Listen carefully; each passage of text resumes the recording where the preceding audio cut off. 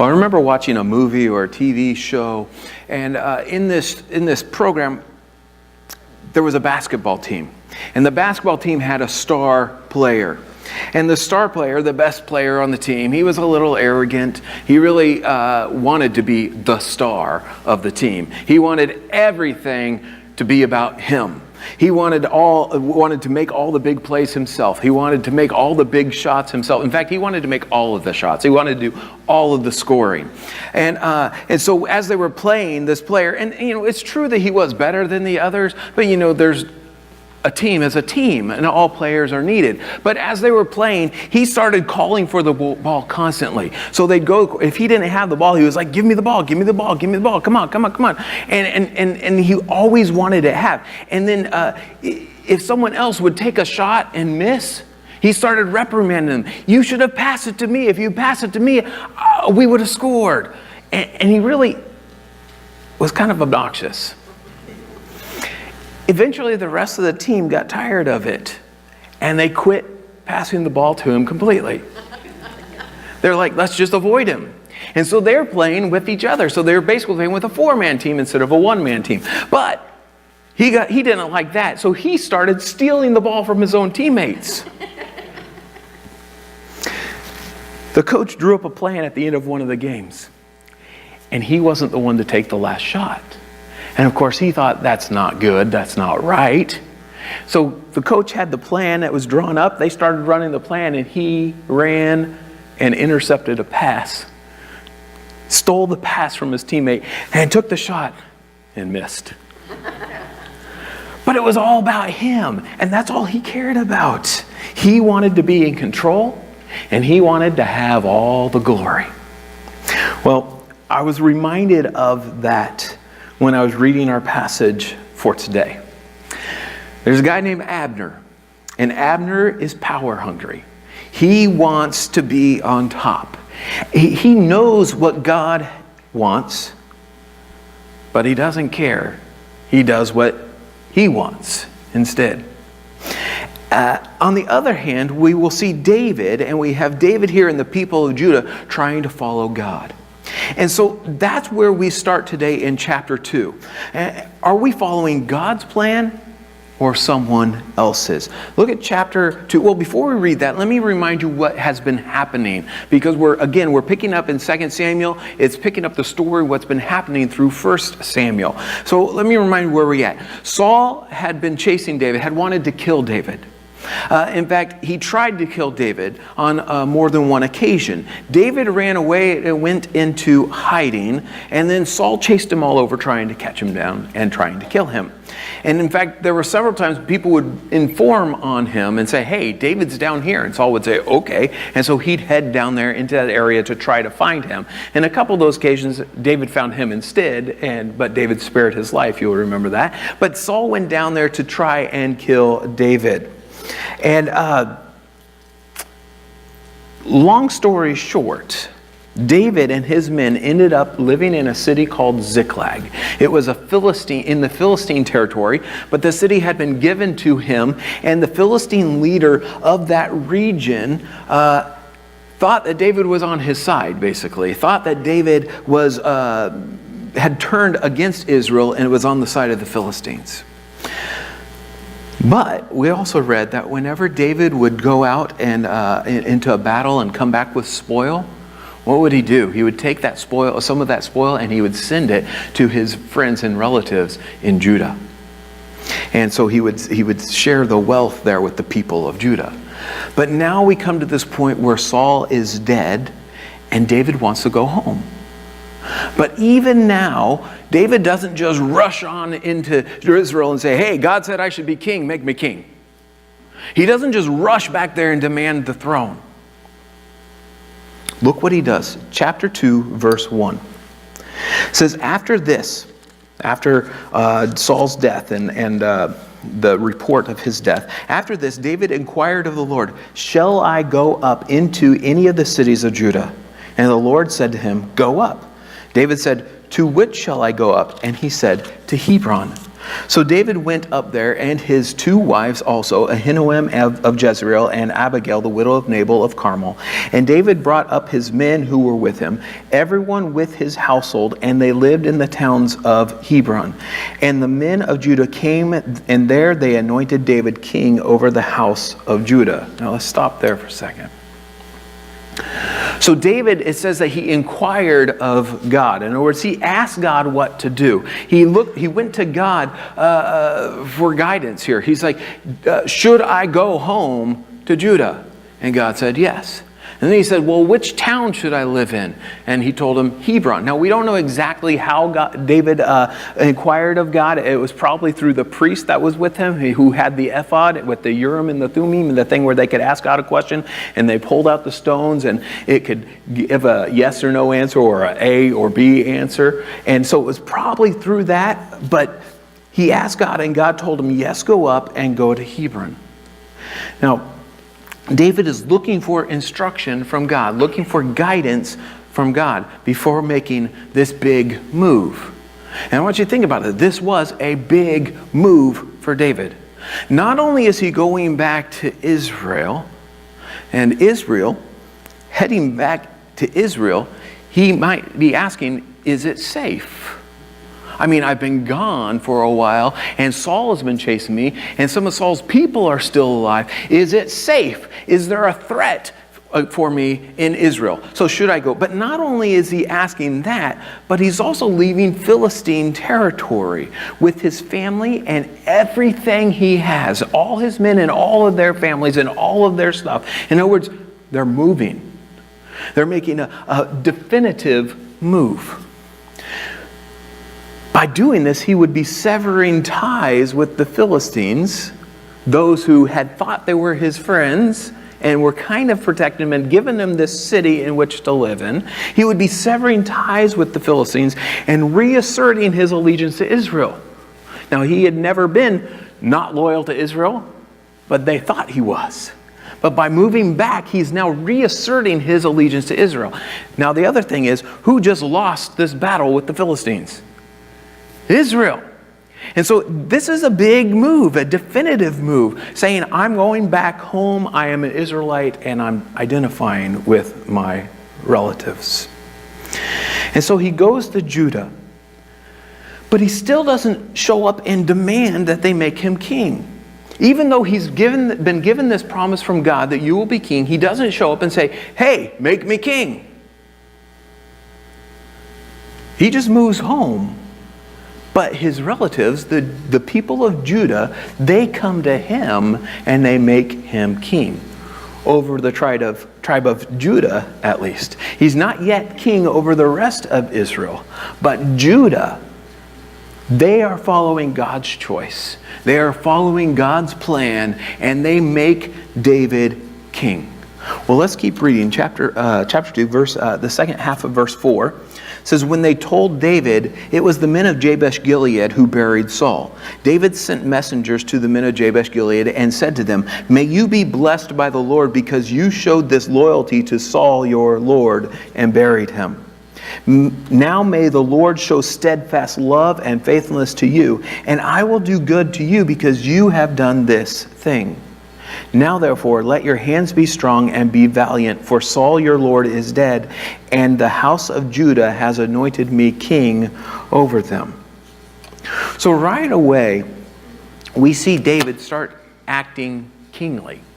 He's acting like a king. He's told how the men of Jabesh Gilead had honored Saul by going to that city, that Philistine city, where they had taken his body and hung it on the wall and on display.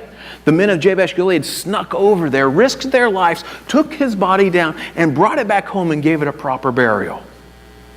And so he hears about this, and he honors them for honoring Saul, and he praises them for their loyalty to Saul. And he offers to share the same kind of relationship with them that they had with Saul. Now let me give you some background about Jabesh Gilead in case you don't remember. Jabesh Gilead at one point was under siege by the Ammonites. In other words, they had come and surrounded their city, and they said, we're going to kill you. or take you. And they said, hold on, give us a second. Let us send and see if anyone will come rescue us. And if not, we'll serve you. And they said, okay, we'll give you a few days. And they sent messages out. Well, Saul got the message. And this was right after Saul had become king. And he hadn't really done much of anything yet. But he got his men together. He marched them down to Jabesh Gilead. And he rescued the men, or the people of Jabesh Gilead. And so the people of Jabesh Gilead are loyal to Saul. He saved their lives. They are strongly loyal, fiercely loyal to Saul.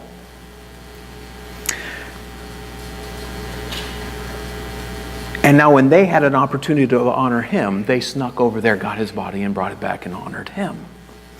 And so the thing is now, if David wants to effectively lead these people as their new king, he needs to win them over. And so he sends this honest yet calculated message to them. And he calls, in his message, he praises them for their loyalty to Saul, but he also calls on God to bless them for their loyalty to Saul. And he offers them to do good. He offers to do good to them.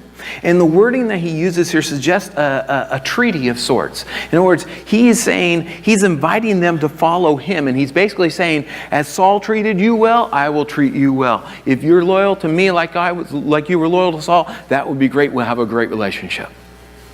And so he's offering them, inviting them into the same kind of relationship that they had with Saul. But that's how the next verse starts. Not everything is going according to plan. That is, not everyone is ready to follow God's plan. Look at verse 8. It says, but Abner, the son of Ner, the commander of Saul's army, took Ishbosheth, the son of Saul, and brought him over to Mahanaim, and he made him king over Gilead and the Asherites and Jezreel and Ephraim and Benjamin and all Israel. Ishbosheth, Saul's son, was 40 years old when he began to reign over Israel, and he reigned 2 years, but the house of Judah followed David. And the time that David was king in Hebron over the house of Judah was 7 years and 6 months. And so Abner, he was Saul's cousin, but he was also the commander of Saul's army. So he was the military leader in Israel. Apparently he had escaped the battle that had taken the lives of Saul and his sons, his 3 sons. But he's still loyal to Saul, and he is the military leader, and he's in charge. I mean, the king is gone, so who has the power? The next in line, the military leader.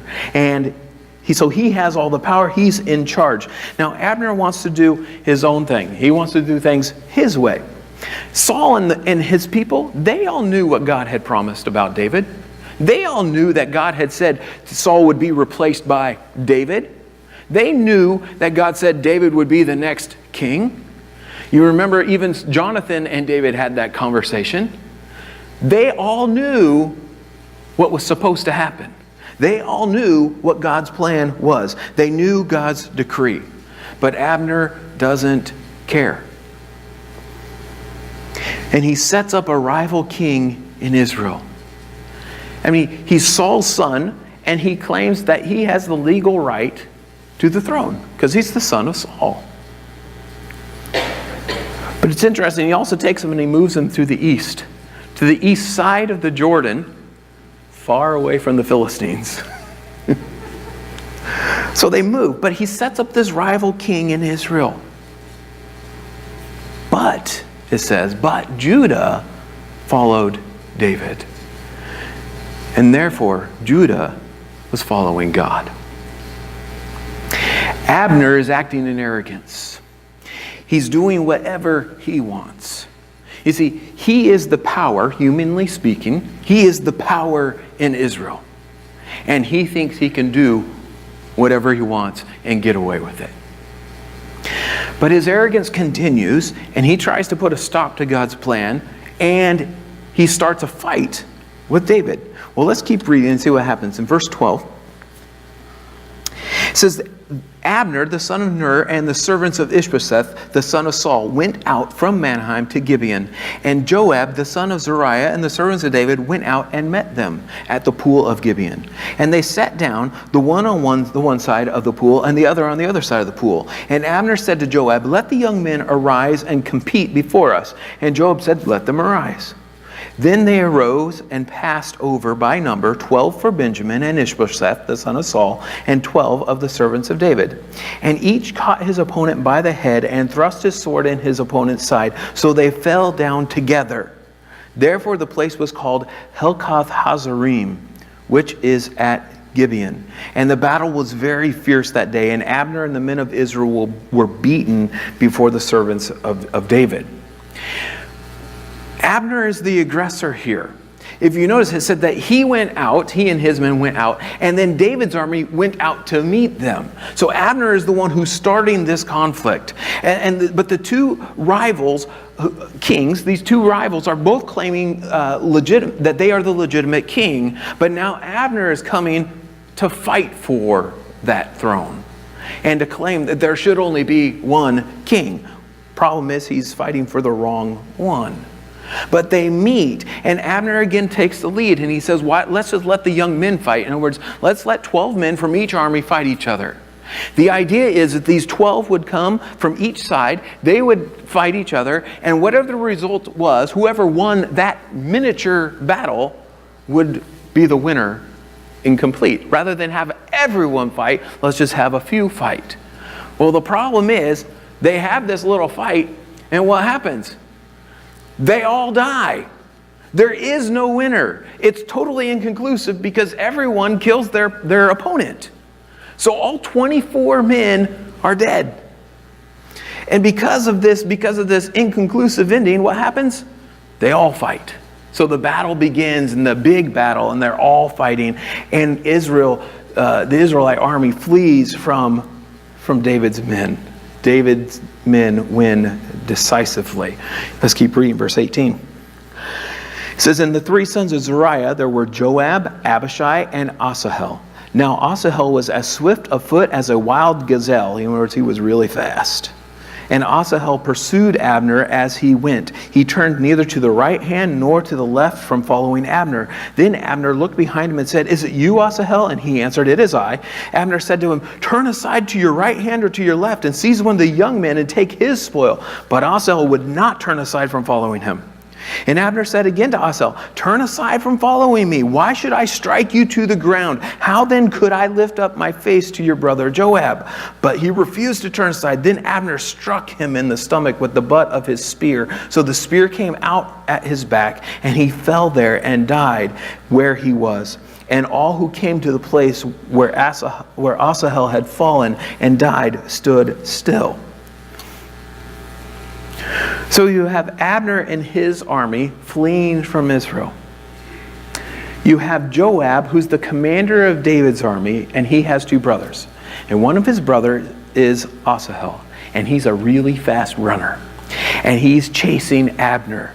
And he's set on catching Abner. He wants to take Abner. Why? He wants to take the big guy. You know, the man in charge. He's going to take out the leader of the enemy. And he is set on it. And so he is chasing him. And Abner, he gives him a warning. He says, go kill someone else. He's like, he knows Asahel is out for blood. He says, go kill someone else. In other words, it would be wise for you to leave me alone. Go kill someone else who will be easier for you to kill. And you can take their spoil. But Asahel says, no way. I'm after you. And he keeps chasing him. So he gives him a second warning. He says, why? I don't want to kill you, because if I do, it'll be hard. I can't face Joab and say, yeah, I killed your brother. He says, this won't work. He said, I don't want to kill you. So he's like saying, go somewhere else. In other words, if you keep chasing me, I'm going to kill you. But he keeps running. And Asahel, he's chasing after him as fast as he can. And Abner suddenly stops and sticks him with the back of his spear. And Asahel runs right through it. And the spear goes through him and kills him. Now the other people from David's army who come by and notice him, who see him, it says they stop and look. Now, we don't know exactly why they're looking. Is it out of fear? He's dead. Is it out of sorrow? Is it out of honor? We don't know why. It could be all three. But we're told that they all stop there and look. Those who see it stop and look. But the pursuit continues. Look at verse 24.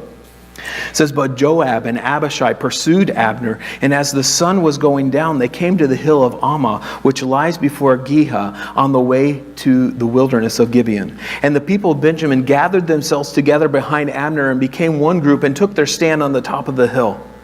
Then Abner called to Joab, shall the sword devour forever? Do you not know that the end will be bitter? How long will... It's interesting. Abner is the one that started this. And now he's the one saying, why are we doing this? Should we keep fighting? Let's stop. He says, shall the sword devour forever? Do you not know that the end will be bitter? How long will it be before you tell your people to turn from the pursuit of their brothers? And Joab said, as God lives, if you had not spoken, surely the men would not have given up the pursuit of their brothers until the morning. So Joab blew the trumpet, and all the men stopped and pursued Israel no more. They did not fight anymore. And Abner and his men went all the night through the Arabah. They crossed the Jordan and marched the whole morning. They came to Mahanaim. Joab returned from the pursuit of Abner, and when he gathered all his people together, they were missing from David's servants 19 men besides Asahel. But the servants of David had struck down of Benjamin 360 of Abner's men. And they took up Asahel and buried him in the tomb of his father, which was at Bethlehem. And Joab and his men marched all night, and the day broke upon them at Hebron. So Abner and his men, as they're running away, they all gather together, but they gather together on top of a hill, which is actually a strategically strong place. Now, they've been beaten soundly, but they have gotten together in a strong place, and he calls out to Joab.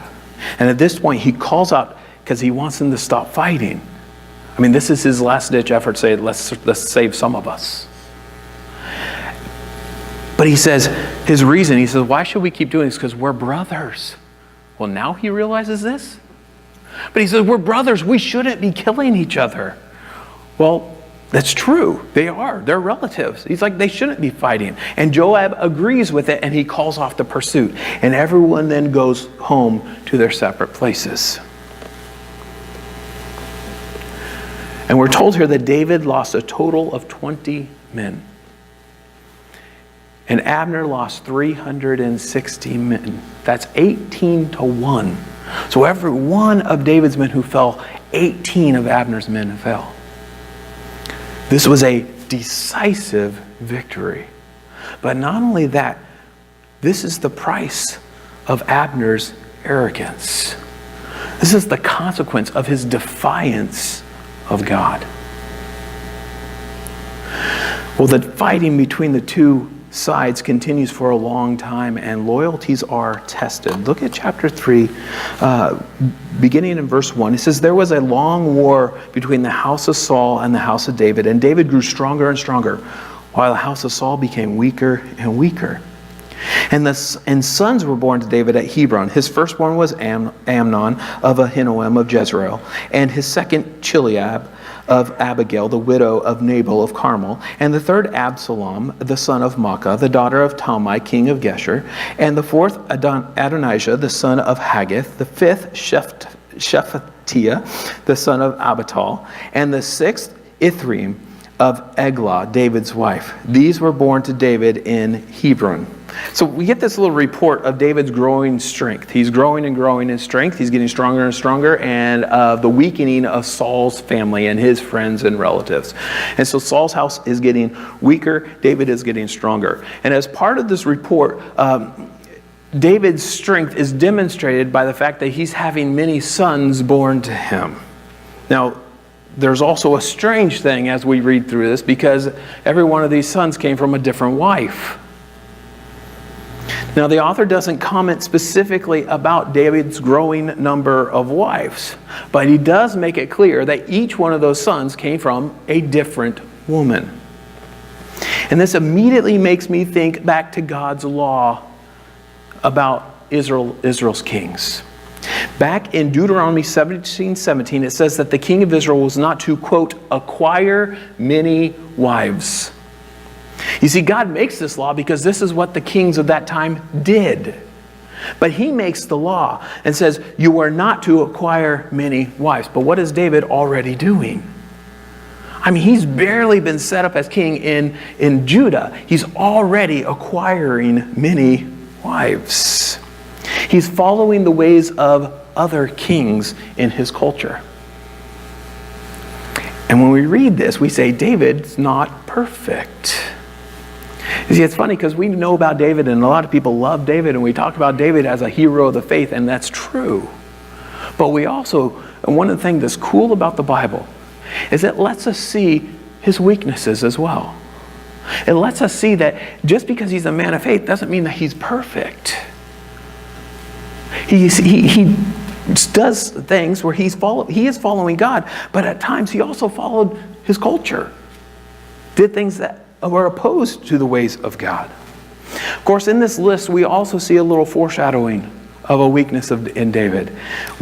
David's heart can be drawn away by women. And we will see that in a big time way later on. But see, we recognize that even if we're following God, we may mess up.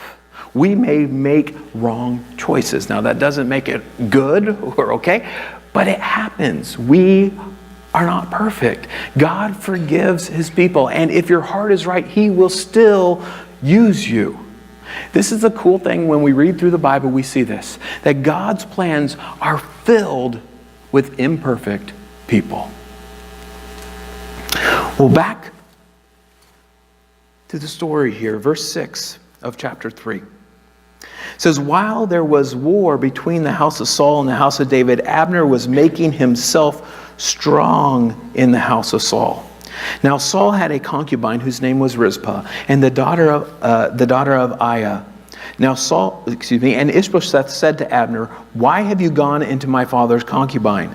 Then Abner was very angry over the words of Ishbosheth and said, am I a dog's head of Judah? To this day I have kept showing steadfast love to the house of Saul your father, to his brothers and to his friends, and have not given you into the hand of David. And yet you charge me today with a fault concerning a woman. God do so to Abner and more also, if I do not accomplish for David what the Lord has sworn to him, to transfer the kingdom from the house of Saul and set up the throne of David over Israel and over Judah, from Dan to Beersheba. And Ishbosheth could not answer Abner another word because he feared him.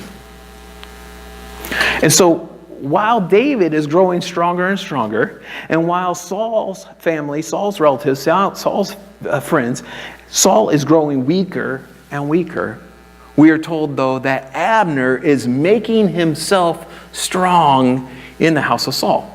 So the house of Saul is growing weaker, but Abner is making himself strong. Do you get that? He's making himself strong. In other words, he's positioning himself. He's working at this. He is growing in strength. He is in a position of strength, and he is further establishing his status.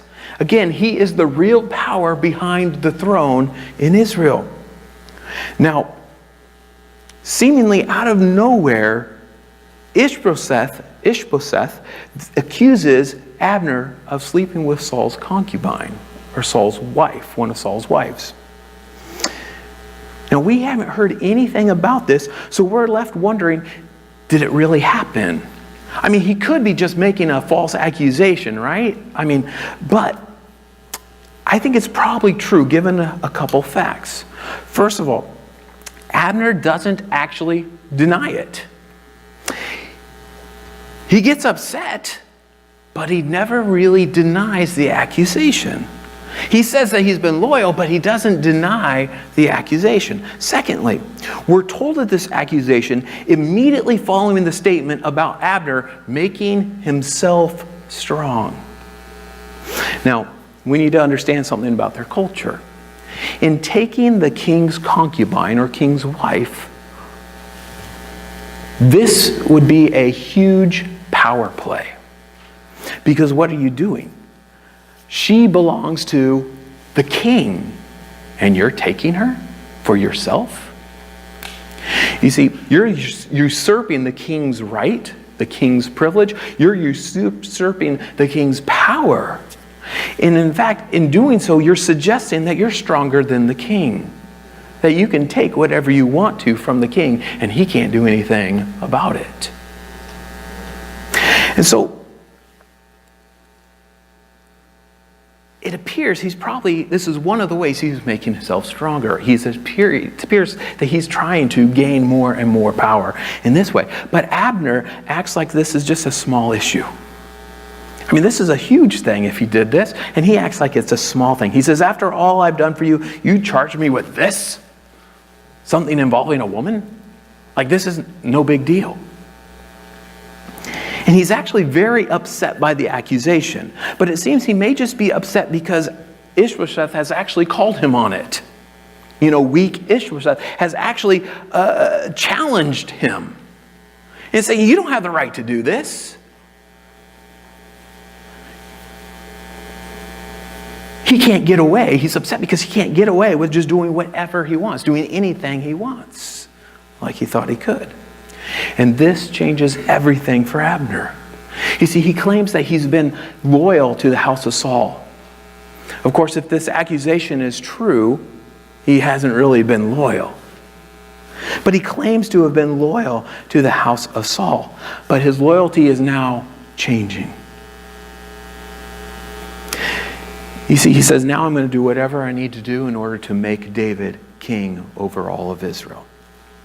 He even calls a curse down upon himself if he doesn't make it happen. But in this, again, Abner's arrogance is showing. He knows what God had decreed, because he even quotes it here, that David would be king. But what then he say? He says that he, Abner, will make it happen.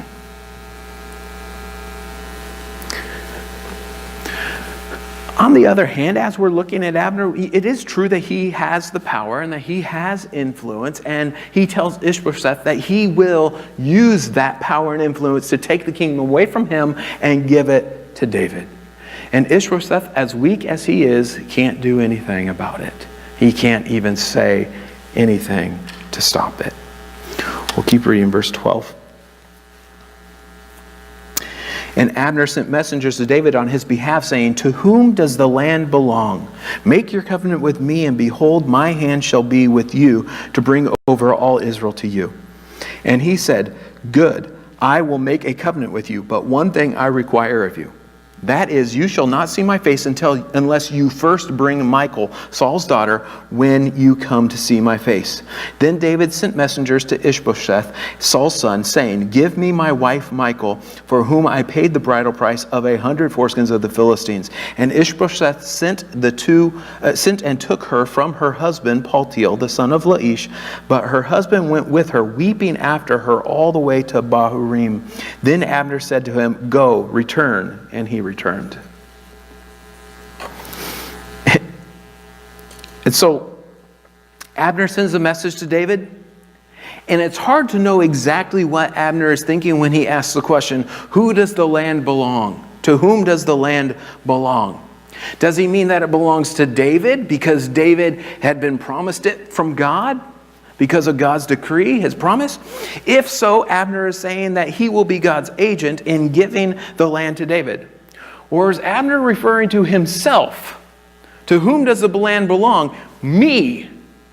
I own it. It's mine. I have the power. And if that's the thing, because he is the real power behind the throne, if so, then he's saying that David would be wise. It would be a good thing, prudent thing for him to make a covenant with Abner, and then Abner would help David secure his rule over all of Israel. And it seems to me a little more like the second is true, that Abner, given what he's been doing and his power plays, that he's probably saying, I'm the power, make a covenant with me so I can help you. Given his arrogance and his desire for power, that seems probably what it is. But either way, Abner is positioning himself to be in a place of authority and importance. But God is actually working through him to establish David's kingdom over all of Israel. So David agrees to make this covenant with Abner under one condition.